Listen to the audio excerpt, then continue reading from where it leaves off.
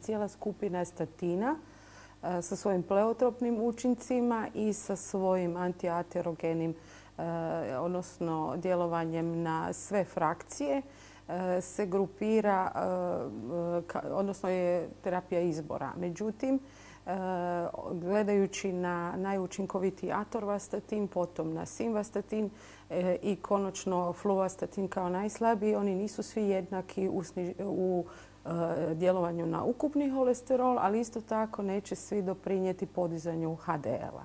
Tako da mi ponaosob prema profilu pacijenta biramo koje od statina ćemo odabrati i njegovo mjesto je primarna prevencija kod dijabetičara, ali jednako tako i u sekundarnoj prevenciji, znači nakon infarkta, nakon moždanog udara.